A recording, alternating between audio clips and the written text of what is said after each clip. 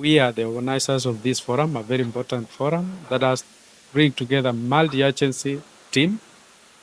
This team has been very, very instrumental in terms of actually fighting counterfeits, essentially along the borders. And we are very happy that this is a mechanism where we are trying to involve even our regulators across the border, Uganda. We are also involving CropLife Uganda, our counterparts in Uganda. We are also involving agro dealers, we are the custom authorities, the agencies, all of them at the border. And this is really, really a concerted effort in terms of fighting this menace of counterfeits. We are really happy that based on this particular agreement with the counterfeit from Uganda, we shall continue to fight this thing actually seriously across the borders, all the borders within Uganda, and we can even extend to other our partners across other borders like the Tanzania, and so that we make it an East Africa kind of fight against the counterfeits. I mean, this is actually for the sake of the farmers, because farmers are really suffering because they are actually given products that does not actually work at all. And I mean, the worst of all is actually some products are very, very toxic and may not necessarily serve the purpose the farmer wanted. There is a post-registration activity also conducted by PCPMB to ensure all the pesticides that are being processed through the registration process in Kenya are the ones that are available to the farming community. Yes, we've done all this work, very good work, but we have lately faced challenges with interference with unauthorized pesticides in Kenya. There are some traders who are Kenyans and otherwise who cross over to our neighboring countries and introduce in Kenya pesticides that are not authorized by Kenyan government.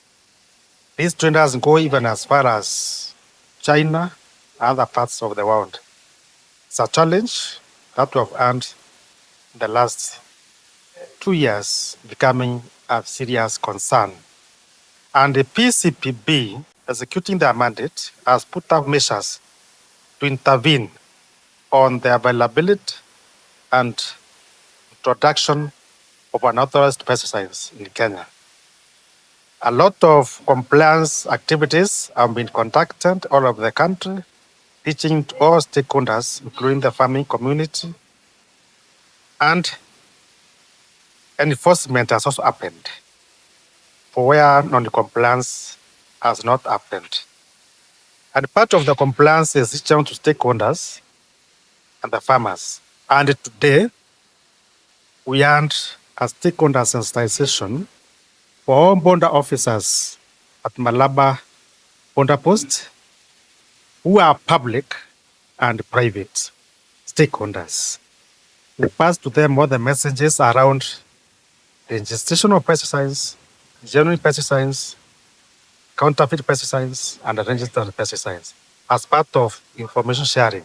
We have also put to the stakeholders and further putting this information to the other pesticides users that pesticides that are not registered in Kenya are illegal and they are not supposed to be traded or used in Kenya.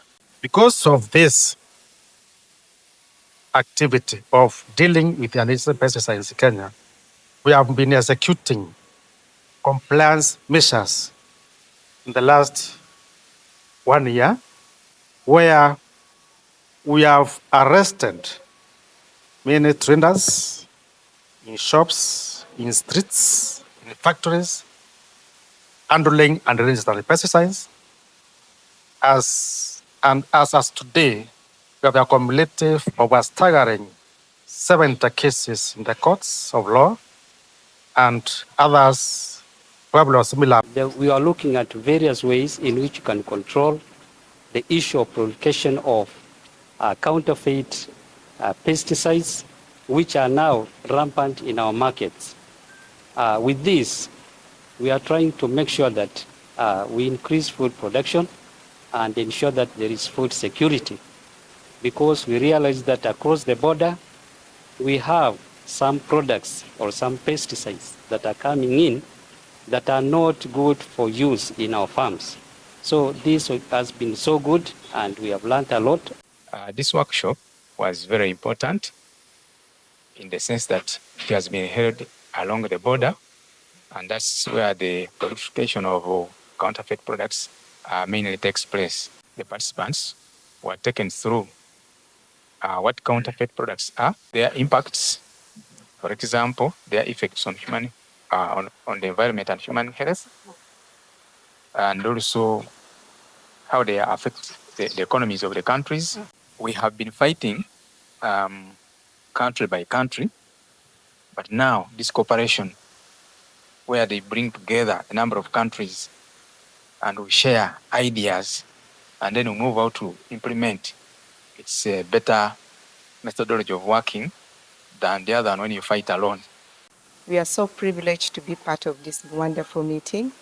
This has been really a concern in Uganda that a lot of counterfeit was coming through the borders. And we're asking ourselves, how best can we do that? And we are happy that CropLife Kenya, together with Trademark, came together and planned this meeting. And I want to say we are very excited that the meeting has been successful. We look towards seeing that this is a continuous awareness being created in other borders as well, so that the country is safe from counterfeit, because when we don't solve this counterfeit, it's going to be a very big impact onto the environment and the human health.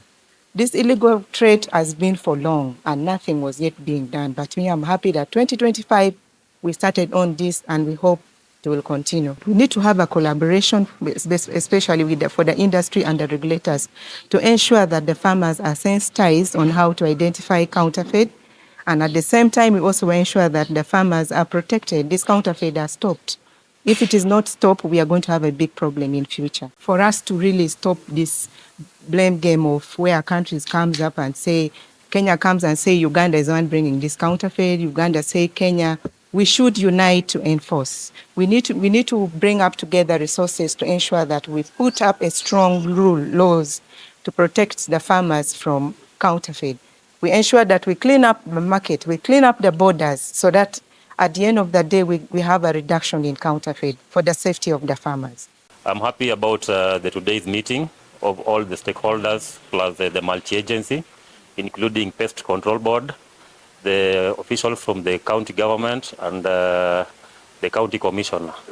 Whatever we have learned today about the synthesization of the illegal products and the cross-border trade between Kenya and our neighboring country, Uganda, it has been helpful to us, agro-dealers, and of which we are also farmers. We experience a lot of challenges in this business because there's a lot of counterfeit goods coming from across the border, as a result of which it leads to our economy getting down. Whatever we are doing right now, we do what we call demonstrations at the local level, at the ward level, where we do demos on certain crops, on certain pesticides.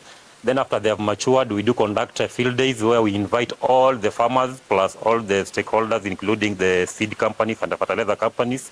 Then we sensitize the farmers on the importance of strictly adhering to Kenyan products.